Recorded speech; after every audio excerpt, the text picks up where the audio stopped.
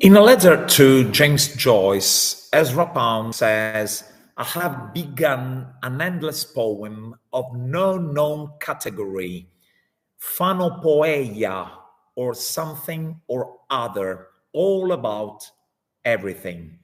Phanopoeia means image making, and we can understand the cantos as they unfold only as a series of imagist poems. The cantos in English is the songs. So the very title foregrounds the act of singing history, not as a story of progress, but history rather as the poem itself. Ezra Pound is definitely trying to do what Dante had done in medieval times. History as something that accumulates and repeats itself with variations and without a definite aim in view.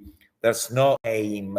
By the way, this was a lifelong poem. Pound wrote it in several stages.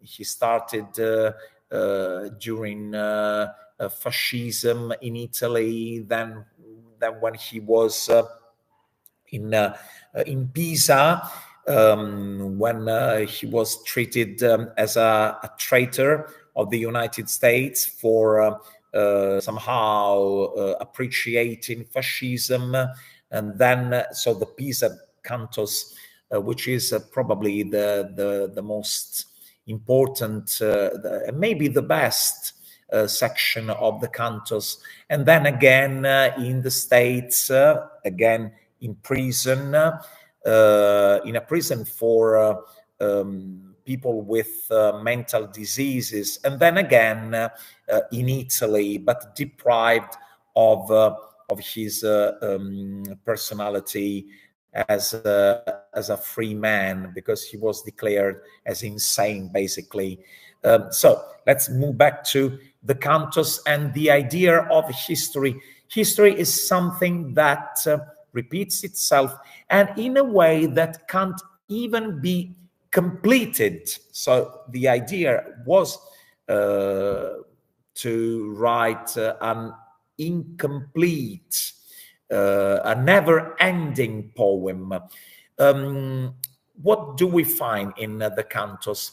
Pound wants to gain access and give us access to cultures and voices from everywhere and at any time in the past. He wants to identify with them in an act of translation. Pound wants to translate these voices from the past, from different cultures, even very different cultures, and make it all new. This is some kind of motto for modernism, for modernist artists: make it all new through translation. Translation is different from quotation. If I just quote, I report what was said at a certain moment in time, but that's it. When I translate it, I make it a living thing. I make it new. I make it modern. Pound thinks that there are no dead forms, that there are no dead languages. Everything, anything that has been said and done can be translated and made new. There are translations and variations. There's a continuous process of making things present, modern.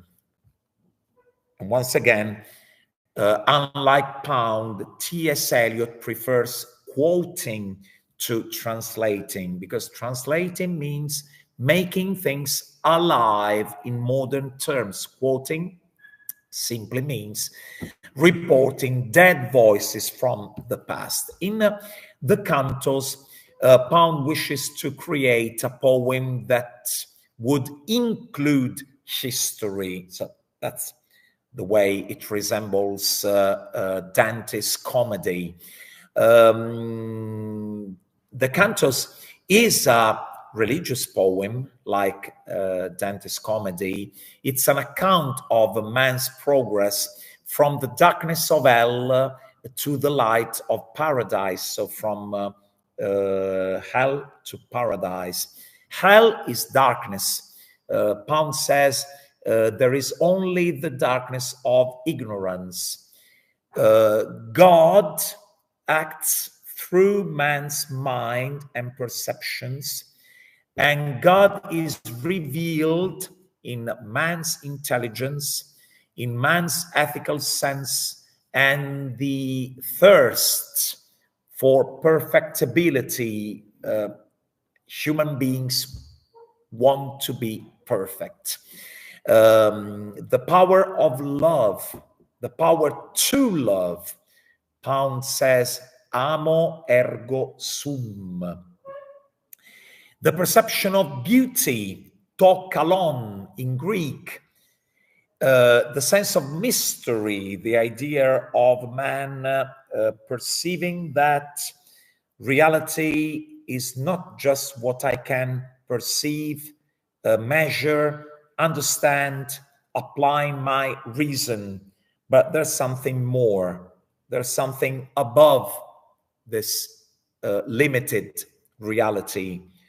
This is what we may think of God's light in man, and the power of creating. Man is a poet in the Greek sense. He's a maker in music, painting, sculpture, poetry, prose. What is man's aim? To create a paradise on earth. So what is more divine than, what is more godlike than making this earth a paradise? In the cantos, we find hundreds of people, all kinds of people, especially from Italian Renaissance, but also we find great figures of Chinese history. We find Confucius. And in the end of the poem, Pound says that it was his dream to create a kind of humanity who want to make this world a better place. The last line of the cantos is, let's be man, not destroyers, which is fantastic. Man and not destroyers are those who dedicate themselves to the improvement of the human condition.